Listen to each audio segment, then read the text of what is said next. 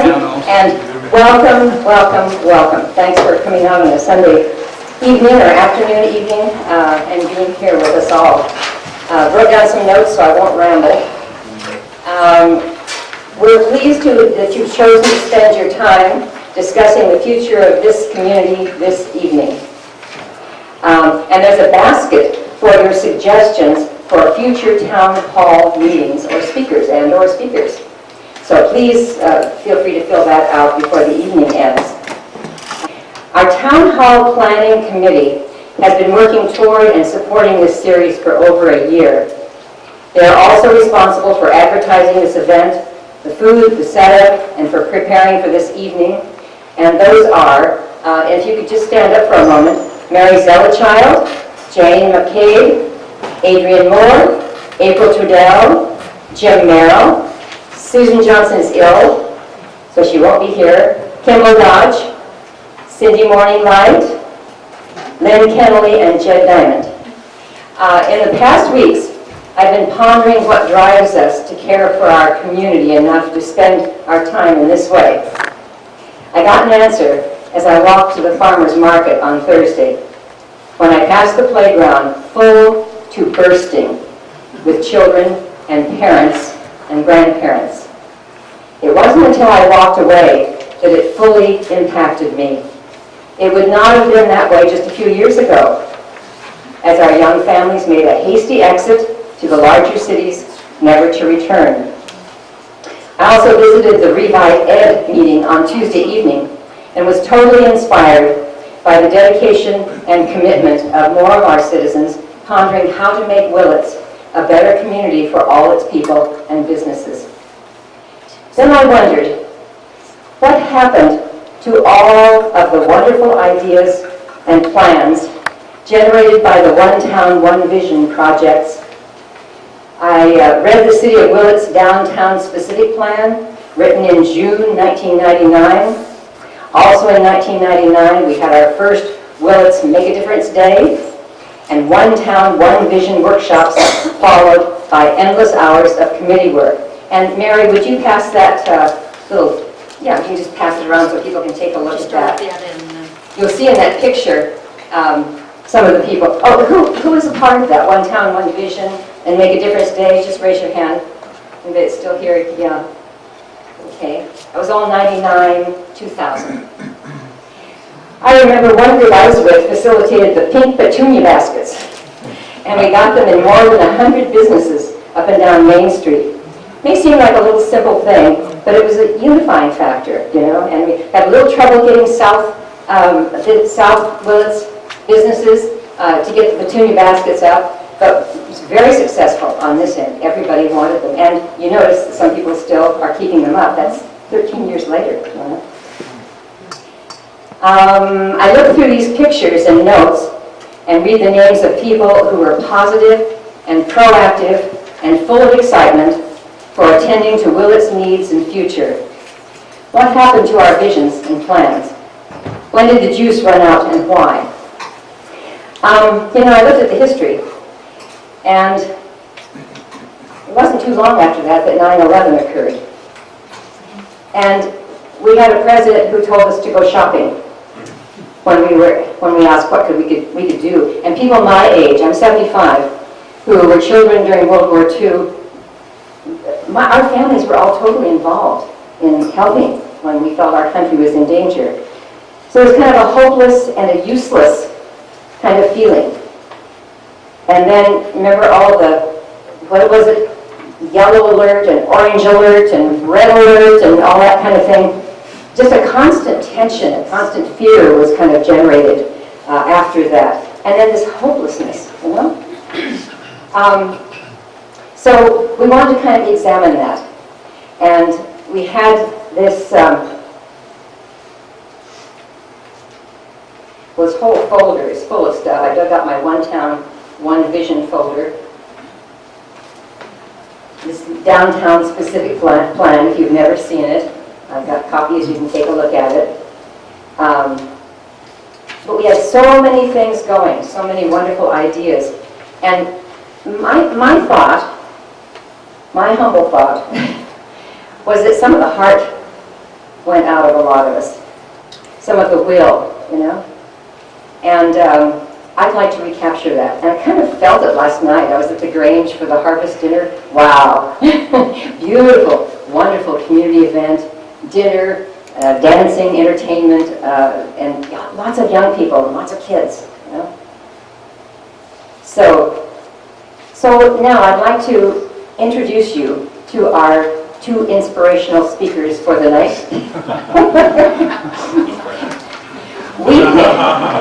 We picked two of the most likable and inspirational representatives of our city management staff to help us renew our heart and vigor for community revitalization. We've asked them to inspire and enlighten us all about how to revitalize Willits today. Adrienne Moore, with our Willits City Manager, and Alan Falleri, former Willits Community Development Director, newly rehired to continue helping us out. So they'll be speaking their inspirational thoughts for about 15 minutes, and then we'll be open for discussion and questions and conversation and so on. We just have a short bit of time to get into a few talking points that hopefully will feed into some future conversations and lead us into some real action as we determine what we need to do with this community to keep us healthy and vibrant and economically viable in the years to come, especially with bypass happening. And Alan is really the technical expert with community development.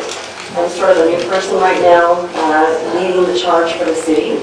But we are here together to cover some important points we believe that have been covered before, quite frankly, but they need to be discussed again. And I think the first point I want to make is that there are many, many views in this town, and it's one of the things I love about this community, that it's so diverse, and people are very active in their civic activities. But we need to find a common ground as we go forward and talk about what is a healthy community for Willits? What do we want to see? What will keep us economically important? And how can we bring jobs to this community? How can we attract families and residents to this town that want to not only live here, but work here and play here? We didn't rehearse this, so we're just going to kind of wing it here. And I would just like to say that as a planner by trade, that's what I do most of it, have done most of my career, is just try to envision what's coming and how to help prepare for the future. And Adrienne's right, we've done a lot of this envisioning before, and Carlin talked about some of the plans that were done, and some of those things actually did happen. We did build them, but human beings are a kind of silly lot. They change directions a lot. Money runs out sometimes. Different politics gets involved, and different emphasis happens, and you kind of wander back and forth. And so, one of the great things about this town, as Adrienne said, is the diversity. That's also one of the hardest things to manage and keep focused. You have so many diverse opinions. Everybody has a common goal. They want to make life happy, and they want to make the community better, but there's so many different opinions about how to get there. And that's the difficult part. And I think community forums like this are the key to getting people together. And if you look around, you see a lot of the same faces that come to these things. And the real challenge, I think, is to get people from outside this circle in here. And forget about what side of the aisle, what color eyes they have, what those things, and be open to listening. I think that's the key to community revitalization. Anything we do is being open to hear what the other people are saying. And just because they're on a different side than you doesn't mean their idea is not good. Put the ideas out there. And a lot of this, I think, we think we're going to, have some magical cure. A lot of it is just going back to the way things used to be done in simpler times when we didn't have all the complexities, and it's not so much some new magic answer. It's just looking at what works for Willits and what things we can find in common to work on. And I think that a lot of people look to the city for leadership, and the city is a small entity. It has very little staff, very little money, and so it takes the wider community to actually do it. And I think the city role is to be a neutral organization to put things like this on, a forum for people to get up and talk and reach out and bring all the people. This is all the community, not just a specialized group. So.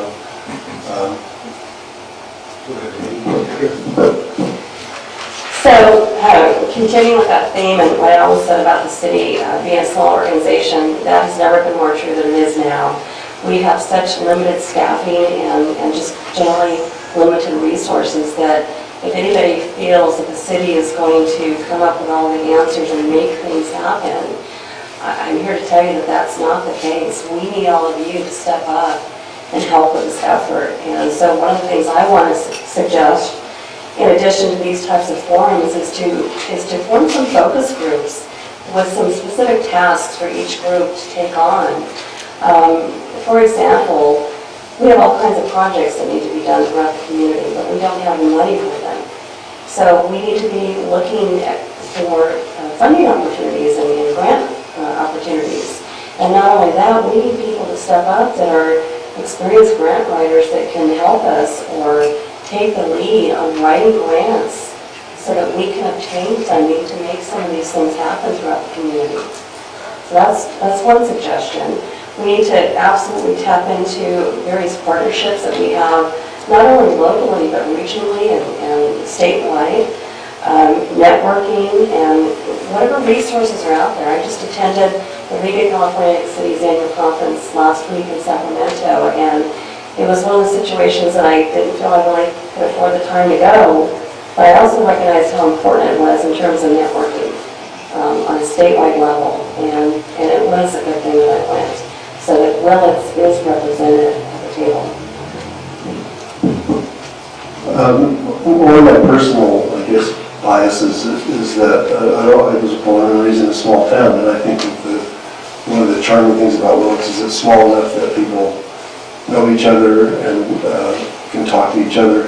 And I think that one of the keys to success for Willits is to capitalize on our small town. The things that we have here that are very valuable, that a lot of people feel are valuable, that they've lost in the bigger towns. Again, just the ability to know your neighbors, and I think one of the things that we always seem to kind of focus on is somehow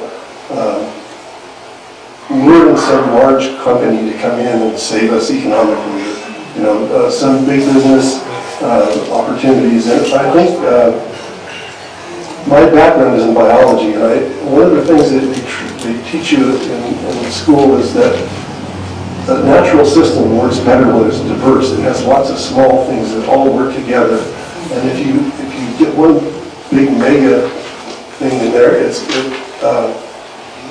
it gets out of control, it drives everything off the cliff. And so I continue to want to work with the Chamber of Commerce and the businesses in town, supporting the independent small businesses that really drive this country. And I think that if we're going to be a vital town, one of the keys is to minimize, and I know this is going to sound undemocratic or uncapitalistic to a lot of folks, but when big companies come in and formula stores and those sorts of things come in, the money all leaves the community. Not all of it, but a lot of it leaves the community. And I'm not trashing them, they have the role to play, and they're fine people, and they're not, corporations do what corporations do. They're there to make money for their shareholders, and that's a fine thing. But for Willits, I think the model should be trying to support our local small businesses, trying to encourage small entrepreneurs to get going. There's some good efforts going on right now with that. And I could see working to minimize big box retail and formula stores in Willits, to kind of emphasize our need to brand Willits. And that's another topic that's coming up, is people are thinking about branding Willits. Let's brand this as a really healthy, vibrant small town. And there's a lot of things we can plug into that, but those will be some difficult discussions, you know, how to regulate. A lot of people don't like to see government regulating business, and I think if the playing field was level, probably wouldn't need to, but in these days, if we want Willits to be that kind of town that I'm talking about, I think it's an important thing to look at. So I have it back to Adrienne.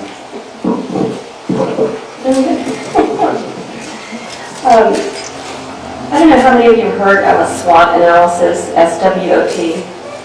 It stands for strengths, weaknesses, opportunities, and threats. And I'm going to, when I'm done, put on that table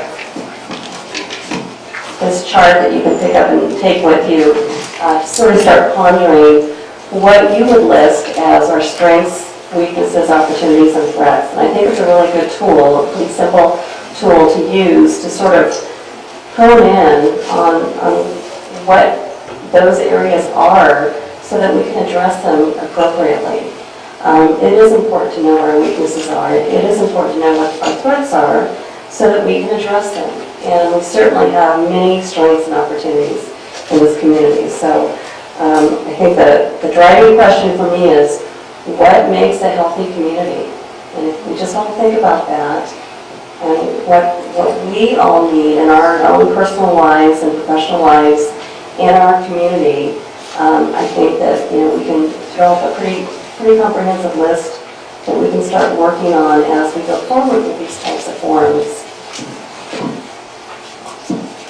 I think the key word there is healthy community. I think you have to keep in mind that health has got several aspects to it. There's physical health, or mental health, or environmental health. Those are all pieces, as well as economic health. Also, all have to be pieces of the puzzle. And I think one of the things that we need to continue to look at is what is going to be healthy in the future. And with all the conversations centered on transportation issues these days, I think one of the things that we have to recognize is that fossil fuels are getting scarcer and scarcer. Our dependence on the automobile in the future. We have to look at that issue, and we've got people here that have been trying to talk about rail and transit and trolleys and that sort of thing. What a great vision for town to have some kind of a trolley system that went up and down so everybody could get around town. I think we really desperately need to get ahead of Caltrans on Main Street and get back to that whole issue about planning Main Street to be a really healthy street where people want to be at, where it's pleasant, where people want to come and shop and spend their time, and the kids can walk across without safety issues. So working on Main Street, working to de-emphasize the automobile so that people of all incomes can get around town and get from one end to the other. Those are things that I envision as things that we can work on. And as Adrienne said, the city does not have funding. The redevelopment agency, part of the city that was our big cash cow for years, has gone away. And so the city doesn't have a lot of money to throw at these. We're going to have to be creative with coming up with money. Grants is one way to do it. And that takes staff, and that takes grant management. And I think we need to start looking at some of the things some of the other cities are doing. We don't have to invent the thing all over. There are other examples around about what's happening in some of our sister cities, and we have as much talent here as anybody. We can do this thing. I think that I'll end with just reading a list that I came across to sort of spark your pondering of what represents a health community for each of you. This is actually from back east, but this is model. I need my glasses. Model characteristics of a healthy community. A clean, safe physical environment of high quality, including housing quality. An ecosystem that is stable now and sustainable in the long term. A strong, mutually supportive, and non-exploitive community. A high degree of participation and control by the public over the decisions affecting their lives, health, and well-being. the meeting of basic needs for food, water, shelter, income, safety, and work for all people, access to a wide variety of experiences and resources with a chance for a wide variety of contact, interaction, and communication, a diverse, vital, and innovative city economy, the encouragement of connectedness with the past and the cultural and biological heritage of city dwellers and with other groups and individuals, a form that is compatible with and enhances the preceding characteristics, an optimal level of appropriate public health and sick care services accessible to all, and high status health, meaning low disease and a healthy population.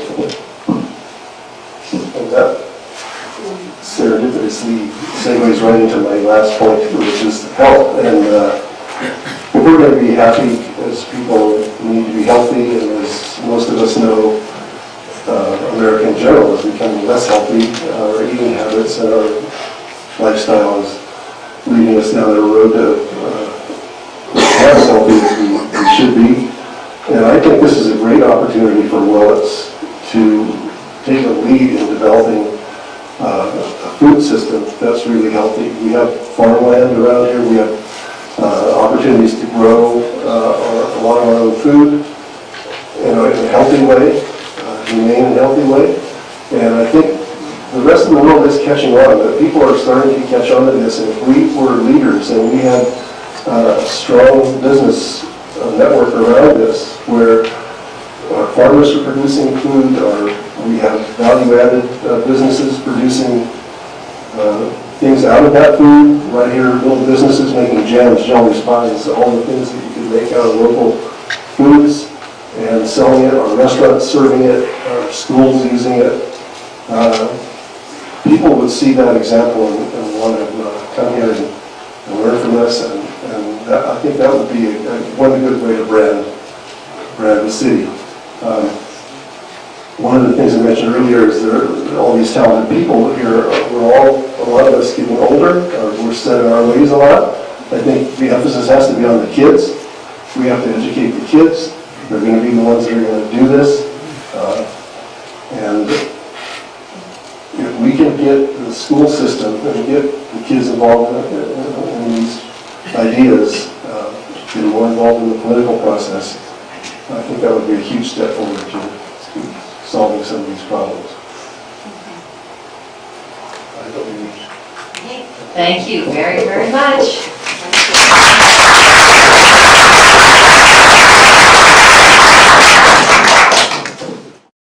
The main reason that we did the town halls is so that you could be heard.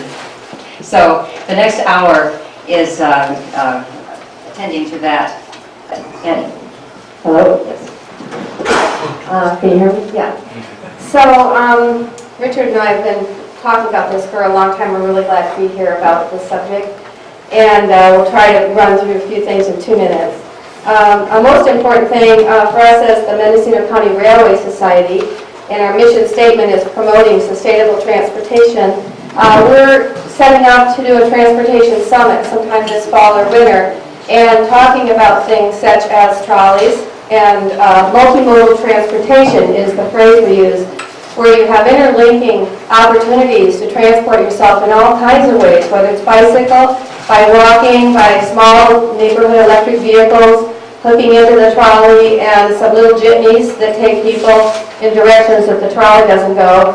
And we are really wanting to have you look at, we didn't bring a map or anything, the idea of the trolley being on the existing tracks that we already have, that are not in use right now by the North Coast Rail Association. And so we would like to see what's the possibility of us putting small, lightweight, maybe even electric or solar trolleys on those tracks. Maybe they could look like steampunk and bring really a lot of interest in people riding them, and they would be available at commuter rates. So if we got that trolley going with jitneys going east-west, we might be able to do quite a bit with public transportation that hasn't been done here before. So stay tuned for MCRS promoting a transportation summit sometime this winter. The other thing is, just quickly, also we would love to see, I know the city can't do anything about this directly, the city as it is, but no new merchandising opportunities at the bypass off-ramps, which would be like where big box stores will come in. They, they build little stub roads, and now all of a sudden there's a bunch of gas stations out there, and there's some little quick stop, grab food. People won't come into town. So anything the county and the people of this area can do to join together and say, okay, there's a bypass, we don't want any merchandising and no new weird out-of-town food and gas things there. We could make a difference right now, starting now, that doesn't happen. So just think ahead on that one. Am I 2 minutes yet? 50 seconds. City limits, City Hall versus the watershed. Back when the well started, we talked about 95490 and trying to make decisions for the entire watershed rather than, I live in the city, I have the advantage of voting for city council and coming and feeling like I'm really part of the city, but many, many, many of us, I think 13,000 people, most live outside the city limits, and we all should have an equal voice in what affects us here in this entire watershed. Okay, that's it. We just want to say the Grange is a great way to help but revitalize any town, and please come visit the Grange and join the Grange. The number one agricultural product of around here is not the timber. And if we could have pride in that and somehow like maybe embrace that into this town. I'm confused why this town doesn't allow cultivation of cannabis outside, why we don't have a dispensary. I think most of the people I know moving into the area seem to be involved in some way in the cannabis, and I like the idea of supporting local businesses, but I'm pretty sure a lot of local businesses are supported by people who have cannabis dollars. I don't think right now the city of Willits is engaged in directly taxing that in any way. Most other business would be taxed, so a revenue stream, a pride in bringing people to the table who are actually like talking about what they're doing rather than not talking about what they're doing. I'm not really sure how this issue moves forward, but I'm pretty sure in a couple of years it'll be different than what it is now.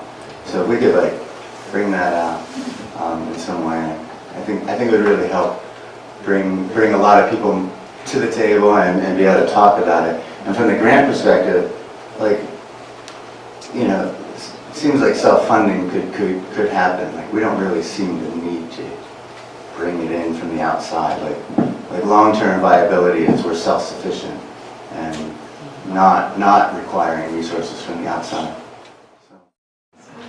So my name is Jed Diamond, and I want to offer two specific health-oriented things that are going on in Willits now that you all can be involved in immediately.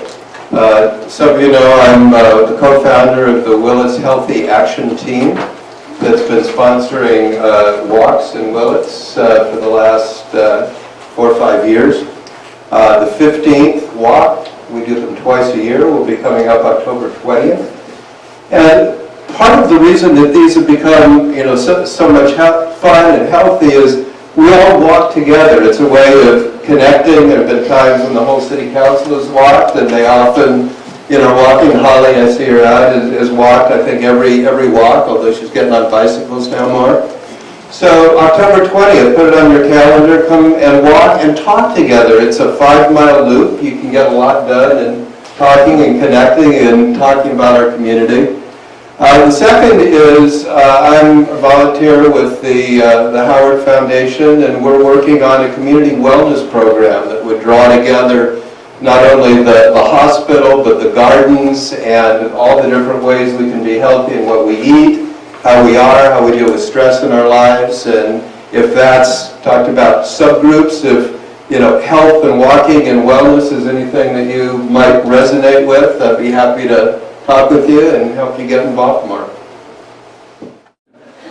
My name is Jim Merrill, and this is really a question for Alan and Adrienne, really. In the past, there have been opportunities for community development block grants, and sometimes they have not been able to be accessed because of management issues. And so my question is, can you envision a situation where a jurisdiction like the city could use a volunteer to manage those grants if people had enough energy to write them. I'm not responsible for managing the city anymore. That would be Adrienne, but certainly I think CDBG grants are very worthwhile. They do take some management and any help. The city has nobody to manage it. I mean, we have nobody on staff extra. Right, so yeah, and then my understanding is the jurisdictions have to manage that, but can a volunteer in the community be that person? That's my question, because if so, then we could access more grants dollars to go forward with some projects. Anyway. So right now, I'm not aware of anything that would exclude us being able to use volunteers for that. It's an excellent question that I will check into.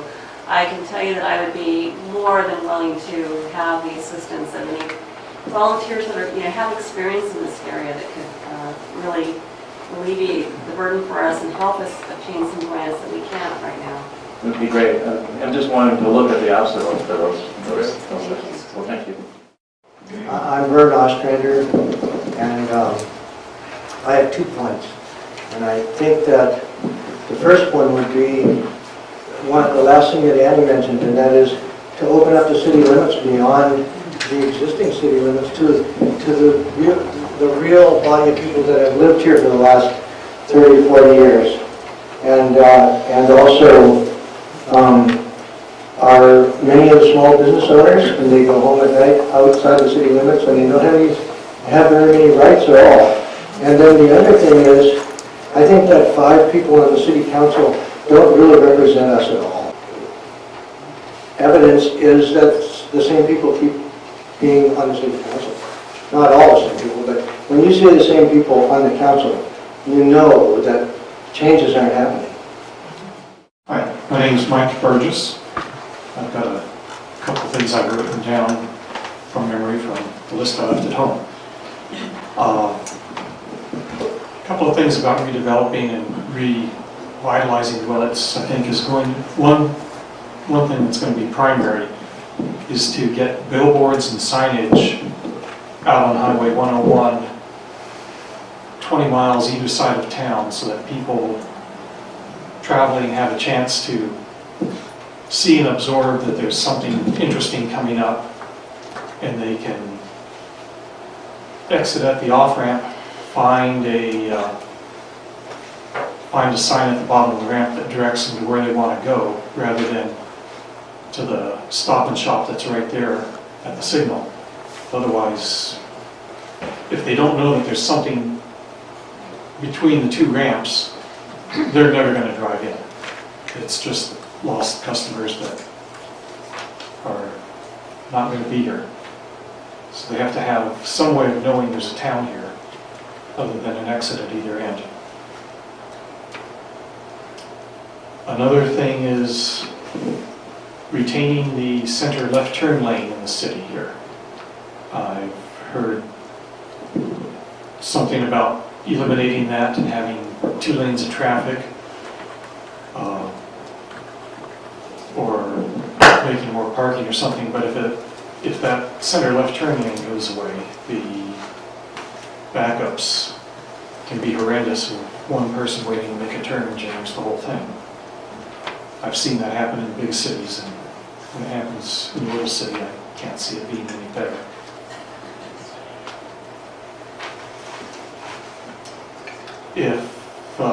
If there's a trolley that's running on existing tracks, that's great. I didn't know what the plan for the trolley was.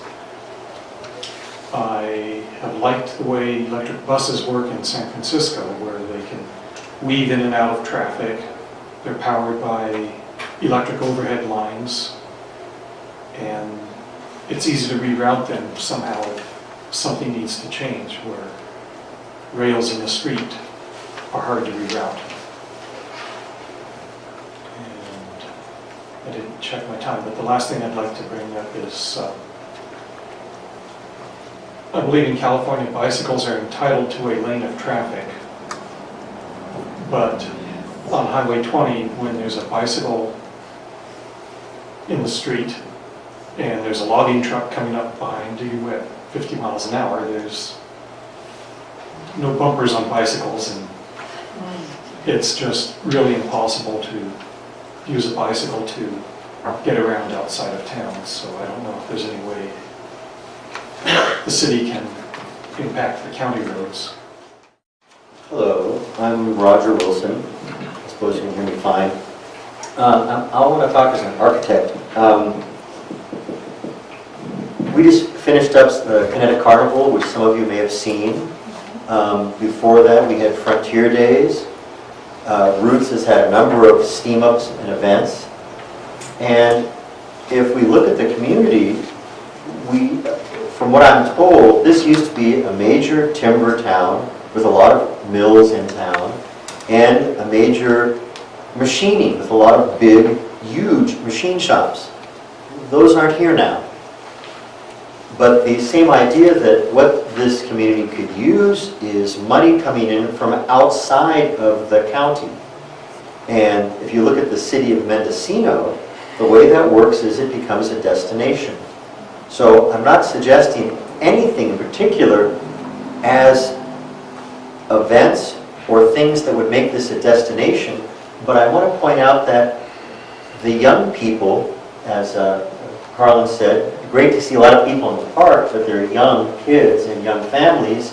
And young families with kids are more likely to do camping to go somewhere, especially if times are hard and there's less money.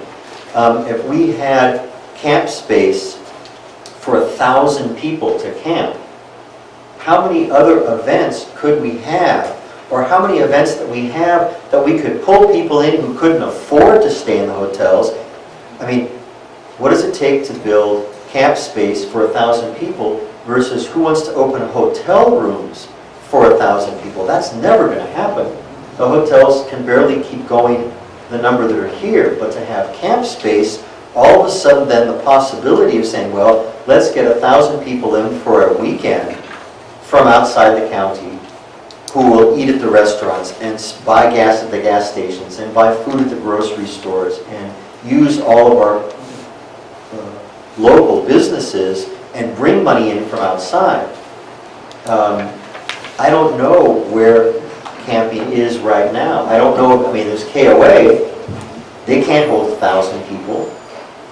And that seems to be something along with figuring out how to bring people in here, let's make sure we have a way for them to stay here long enough to empty their pockets in our town.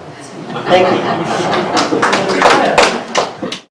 Hi, I'm Cindy Logan, and one thing I want to talk about is the branding, and think about branding maybe along the lines of a self-sufficient Willits, because that brings in the farmers, the cowboys, the makers, and the small businesses. It brings in a lot of different aspects of the community and what we are. And it can also bring in a lot of tourism too, if you have a brand of being a maker place. The other thing I wanted to talk about is, I have written, this is directed to you, you just came back from League of California Cities. When I was looking for grants, the feds had put California as eligible as an enterprise zone. And how can we get enterprise zone funding for Willits? Because that is what helps your youth, your incubators, and your new startup businesses when you have the enterprise zone funding, and I'd be willing to help with that. Hi, I'm Ron Ornstein. I'm on the City Council, and I'm not a good old boy. I haven't been here long enough to be old or good. The whole question of community revitalization is a real, as you know, important topic, and it's also very complicated. I mean, it involves a lot of things. It involves creating good-paying jobs. It involves revitalizing our downtown, our city in general, so that it's a nice place to live. You know, all these things. And it's not the kind of thing that is going to be solved quickly. It's going to be a long, drawn-out affair. And I think someone else had mentioned that it needs everybody's participation. And we started working towards this thing just last week with the Revitalization Committee. as sort of the city's focal point for outside of these events to sort of lend an official weight to getting something done. And what we're hoping for is that over time we're going to create more subcommittees similar to the One Town, One Vision model that was so successful about 10 years ago. And little by little we're going to take these things on, and with all of your input, hopefully we'll get some really good ideas and move forward. Now, one of the major impediments to doing anything like this is unfortunately money. Whether it's grants or whether it's coming out of the city budget, money is the root of all evil. We have to have it, we have to spend it in order to get things done. These ideas that are being brought up tonight that everybody is talking about, these are great ideas. I mean, I don't question them at all. We need them all, but I believe that in order to help them to move forward, we need to be able to translate them into financial benefit. And it may sound kind of stupid to say this, but I mean, for example, if we're looking to spend money to beautify Main Street, to plant some trees, all by itself, that's a great idea. But if we can demonstrate that by spending X number of dollars to beautify Main Street, it's going to result in X number of dollars of increased business or traffic or something like that from people, I think that would help to make it more acceptable. So I'd like all of you to kind of think about those sort of things and how we can translate it into the evil of money. Thank you. Hi, Virginia Stransky, and I'm a longtime resident. I moved here in 1965, and Larry and I have both been involved in our community. And I was going to address, as Carlin did, I'd like to see some people with all of these wonderful ideas. I've been sitting on these meetings and on councils and on committees and boards, and I see a lot of these things that people come in and say, let's do this. Well, who's the let's? And it ends up with a few, and not to say that, I'm the cure for all, but I will say that Larry and I have really put forth our own time and our money. We've swept the Main Street downtown. It gets very dirty. And around the 4th of July, I get so appalled thinking, doesn't anybody in this town own a broom? And Larry has restored 5 buildings in this community since we've been here. And I cannot, I guess, do my commercial this evening, but Larry's starting number 6. And I heard somebody refer to money as evil. Well, it is maybe in the way it's addressed, but I promise if you bring your evil money into us, we will turn it into good.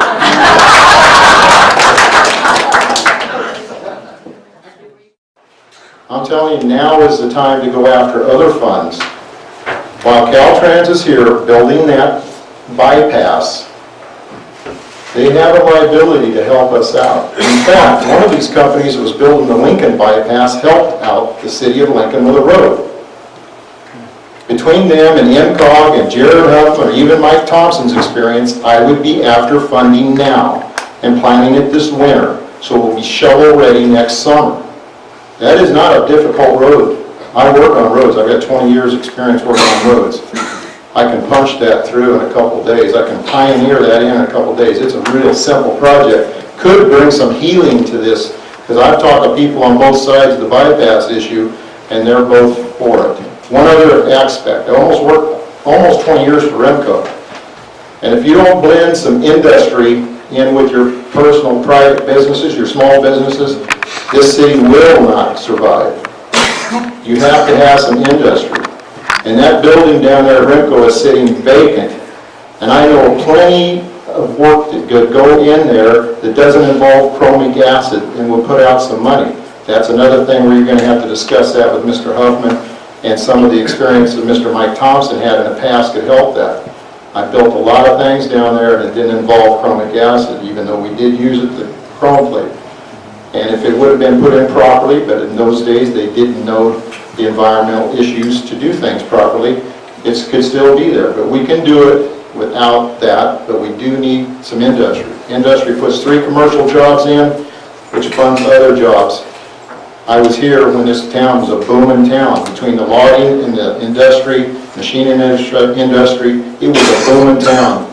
Don't just depend on small business. We're a melting pot. Let's make it all work together. Thanks, John.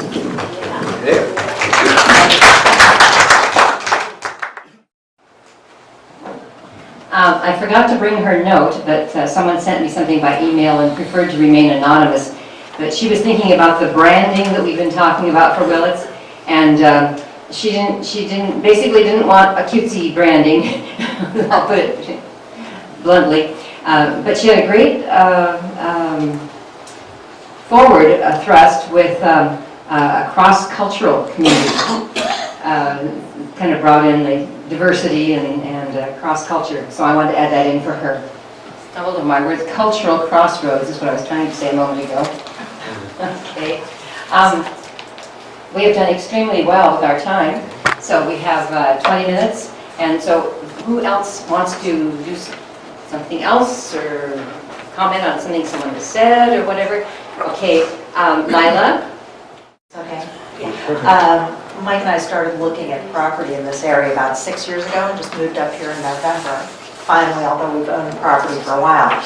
And I think Willits does have a brand, looking at it from the outside, and it has to do with things that have come up, a couple specifically that Alan mentioned, having to do with self-sufficiency and,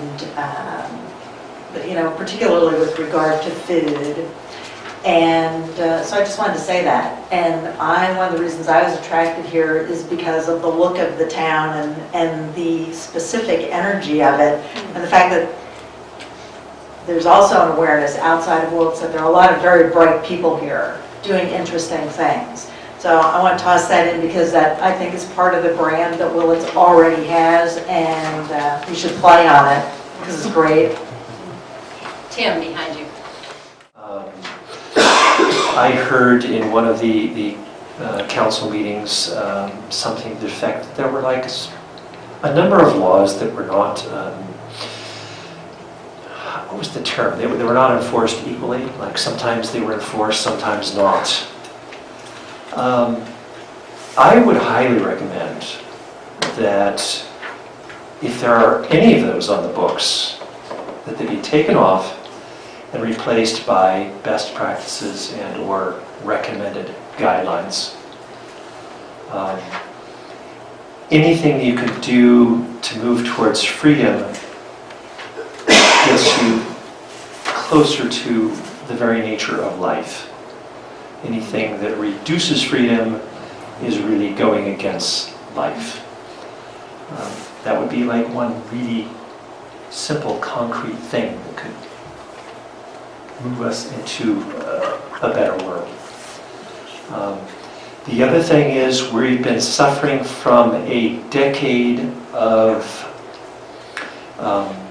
zoning laws that were somebody's grand idea that actually turned out to be a really bad idea. And we should be revamping that. We should be looking at ways to foster community, and you don't really foster community by putting everybody in little individual boxes where they can't talk to each other. There's a lot of barriers to people living together that could be addressed. There's a lot of how things must be done rather than the results that we want. We want clean water and sewage taken care of, but there's a lot of rules about how exactly you have to do it, instead of allowing people to come up with all number of creative ways to have clean, safe water and their sewage taken care of, and all of the other things that go around those kind of things. We all gave up this Sunday afternoon because we care about our town and our community. Because it's more than just a town, it's a community. So I just would like to ask those of us that live outside the city limits to raise our hands.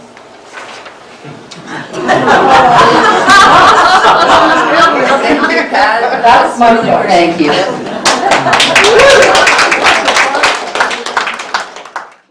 I actually would like to get more of a clear idea how this trolley system will work. Like whom are you trying to serve? Like, is it towards tourists? Is it us? Is it the people who are living outside? I just didn't get enough of a clear picture. We don't have a real overall plan. We're hoping to have everyone help us generate a plan, but it'd be a tourist attraction if we made it one, but it's mostly for us. If you look at the tracks, which are kind of hidden from our view, because trains aren't on them all the time, they touch many points through town, the schools, you know, shopping places. There are a few blocks from everywhere. And school children, instead of their parents driving them constantly all over town for all different kinds of after-school events, could actually get from the high school to something else using a trolley. And it's a multimodal system. It's not just about a trolley. Maybe that's a centerpiece. Maybe it's an expensive part of a multimodal system, but we have to look at how to get ourselves down from Pine Mountain and from Brook Trails. When gas goes to $10 a gallon, like it is in almost everywhere else in the whole world, we're going to concern ourselves with how we transport ourselves from these places that we built because gas was so cheap. Hi, my name is Randy Coven. I live in Brook Trails since 2000, and I was also shocked at how many people are outside the city limits. I certainly always considered Willits to be my community, not just Brook Trails. I understand the impulse to brand Willits and to bring people in from outside, but honestly, the prospect of thousands of people coming into Willits doesn't fill me with happiness. And, you know, I really related to what Mr. Alameda said about bringing industry in. Most of us here and most of us that I see at any Willits activities are on the older side. I'm past 50. Most everywhere I go, most everyone is past 50, and a lot of people are past 60. A lot of us have a good way of making a living or are already retired and are collecting pensions. It's hard to imagine Willits really thriving without a way for young people and young families to be able to make a decent living. And we do know a lot more than we did 20 and 30 and 40 years ago, and I don't see why we can't have a clean industry. You know, whatever we do, all human activity has some impact on the community and on the environment. And I certainly would want to minimize that impact, whether it's from tourism, whether it's from industry, but I do think we need all of it. One of our gardeners here might have something to say. Okay, I wasn't thinking gardening, but it could link. I mean, it could work. I had the fortune a couple years ago of living on a property that was behind the KOA, which to comment on the swimming hole, it was like, I think the best swimming hole anywhere around here. If anyone's ever been to the KOA and done the Frisbee golf, you can see this huge lake. And that is also like the back of Exley Lane, which is eventually probably going to be the way out of Brook Trails. And, you know, a lot of us were there the year I lived there, and we kind of like imagined it being like, kind of like a park. Like, there's a big lake, there's a huge open space, there's a dam that's like 40 feet wide that you can have tables and eat on. Like, if anyone's ever seen it, it's kind of an ideal property. I mean, it's privately owned, and so there's challenges, but you know, we're dealing with it. But as far as I know, everything's for sale at some price, and nothing's being people. So, I mean, it's kind of like... Right now, if you drive from the south end at Brown's Corner, you get all the way up to the Safeway, and then you see this sign that says, "Welcome to Willits." Isn't that south part of our town also? And if that sign got moved down to the south end of town, would that do anything to make the town, make that south part feel more like a part of our town? Maybe it's a dopey thought, I don't know. And it's probably expensive to have to move it, but I always think that's weird. I feel like, why is that sign saying, "Welcome to the beginning of Willits" in the middle of our town? Sheila, anything to say to that? Well, someone spoke up at Revive Ed, who has a business in Southtown, and we talked about that very thing, you know, so, okay, yeah, good thoughts. Karen? Well, I'm in agreement with all the folks who are interested in inclusion, both with the zip code and cannabis growers and whoever's here in our area. there's a sense here that we have a choice of either placing the power outside of ourselves in money and basing things on money and using our bodies for the tool, or placing the power within ourselves and the money is a tool. And it's only a tool. And there's things we can do that don't require a lot of money. It doesn't require major corporations to come into this town. There is a tremendous, so perceived, amount of talent in this town, the population that we have.